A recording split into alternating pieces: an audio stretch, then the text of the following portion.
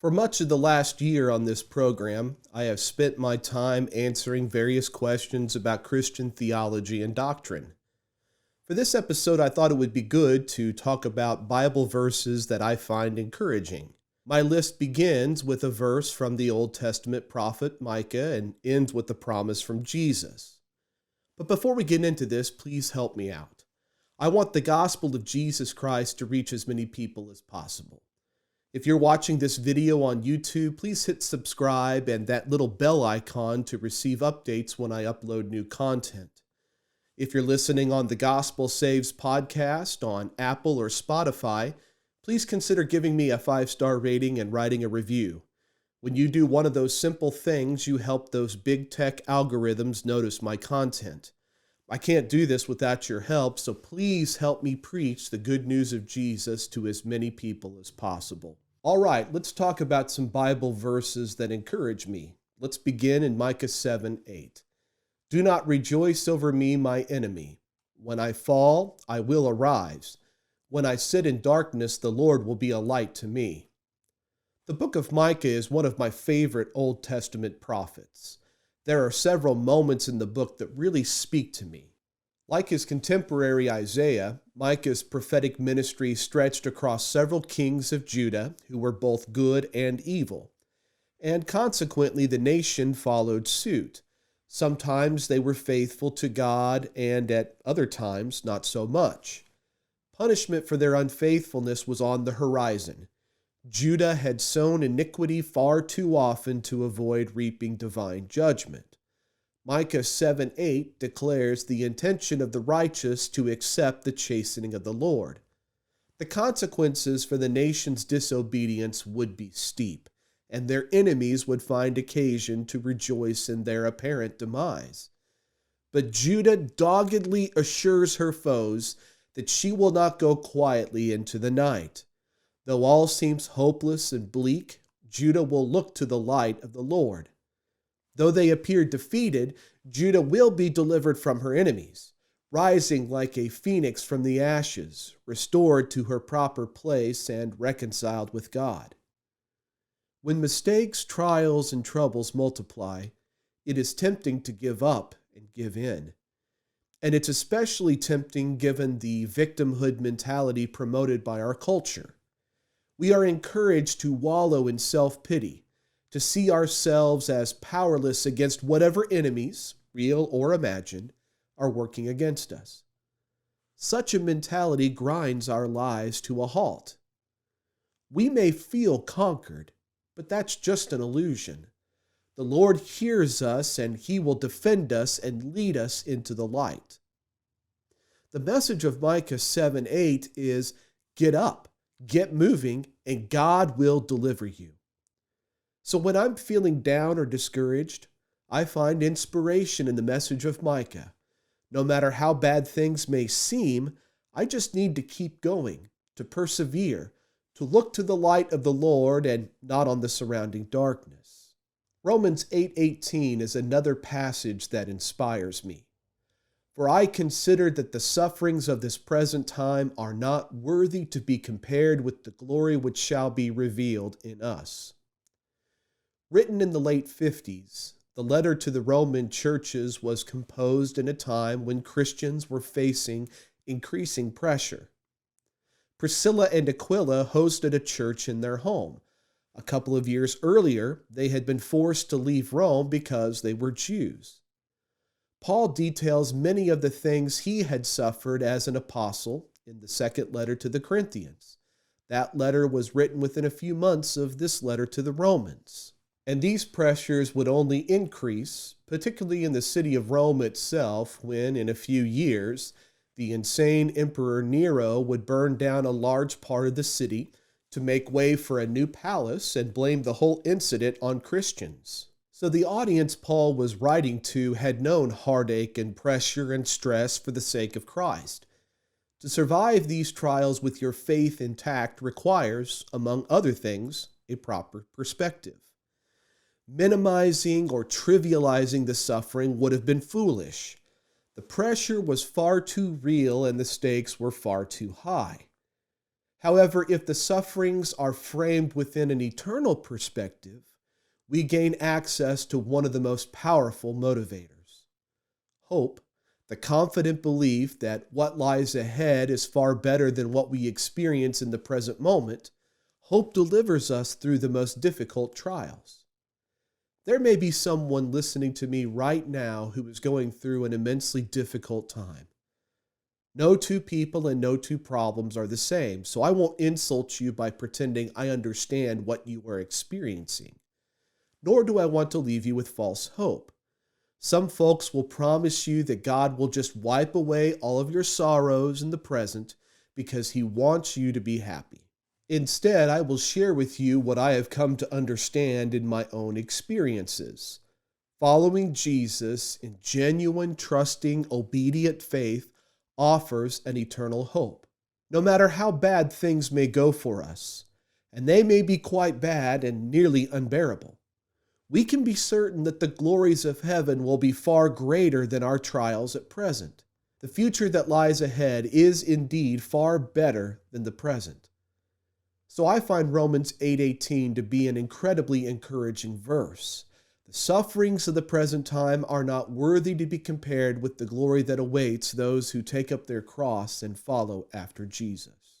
Colossians 3:2 and 3 is another verse that motivates me in times of discouragement. Set your mind on things above, not on things on the earth, for you died and your life is hidden with Christ in God. It seems to me the farther along I go in life, the number of distractions increase. As Scripture reveals, it is an unfortunate aspect of human nature to focus on things that just don't matter. And when that propensity is combined with the limitations of our attention, it's short and we can only attend to a few things at a time, that combination creates a formula for real problems. So it's not as if what we are dealing with in the present is a new phenomenon. But it's quite possible, in fact it's probable, that we have more time on our hands than the vast majority of human beings who preceded us. Between 1860 and 2020, life expectancy in the United States roughly doubled from 39.4 years to 78.9 years. And as we are wont to do, with more time on our hands, we have found more ways to occupy our time and distract us from what really matters. This is exacerbated by the social media attention economy that competes for our attention by using human psychology and sophisticated algorithms to keep us on their platforms so they can make more money from us in advertising dollars. All of this means that if we are not careful, we can end up spending way too much of our time focusing on the things of this world. Certainly, there are things on earth that should concern us as Christians. The doctrine of Christ teaches us to be industrious, hardworking, to care for our families, to raise our children well, to be good citizens and compassionate neighbors, and the list goes on. But far too many of us are obsessed with the things of the earth that matter very little in the ledgers of eternity. What Colossians 3:2 and 3 teaches us is, even though I'm here on earth, my life is safe with Jesus. If I'm struck with a terrible illness, I should not be concerned. My life is hidden with Christ. If I'm permanently injured by an accident, I can rest assured that my life is safe in Jesus Christ. Should the country in which I live become antagonistic toward my faith, I should not fear the persecution that awaits. I have already died and my life is hidden with Christ in God. So I should pull my mind away from what is happening around me and refocus my attention on eternity, because no matter what happens here below, my life is safe in Jesus Christ. The final encouraging verse I'll share is Matthew chapter 7, verses 7 and 8. Ask and it will be given to you, seek and you will find, knock and it will be opened to you. For everyone who asks receives, and he who seeks finds, and to him who knocks it will be opened. As I have noted on various occasions in the past, what people expect from God and who they expect God to be can be quite different from who God actually is. We think we know God, but in reality, some of us have created in our minds a God in our own image. Human desire complicates matters immensely. We can convince ourselves that God wants us to have something or to be something that in reality we just want ourselves, and we're using the God we've created in our heads to justify our desires. For too many of us, God becomes the proverbial genie in the bottle. I want this, God. You say you love me, so give me this thing that I want. And what's sobering is we often don't recognize the selfishness inherent in our demands, how the God of our minds becomes an avatar of sorts for our self-centeredness. The Bible is pretty clear on this point. God only responds to our prayers if they are asked according to his will. John says this in 1 John 5:14 and 15. Now this is the confidence that we have in him, that if we ask anything according to his will, he hears us. And if we know that he hears us, whatever we ask, we know that we have the petitions that we have asked of him. So in order for God to hear our prayers and respond to our petitions, we must align our desires with the will of God. He's not a genie in a bottle to be ordered about to tend to our whims and desires. He's the creator of the universe, who we must come to know and understand through the revelation of his word. When we manage to align our desires with God's will for us, the potential that lies in the promise of Jesus in Matthew 7:7 and 8 is staggering. When God's will is my will, and I earnestly, faithfully petition him, he promises to respond. No request will go unheard, no question will go unanswered, and no door will remain closed. Now, it's worth bearing in mind that Jesus offers no timeline on when we can expect a response from God. It may very well be that there are some matters that can only be understood within the framework of eternity. As the old song says, we will understand it better by and by. But be that as it may, it is a comfort to know that when I seek to make God's will my own will, he listens and responds to my prayers. For everyone who asks receives, and he who seeks finds, and to him who knocks the door will be opened.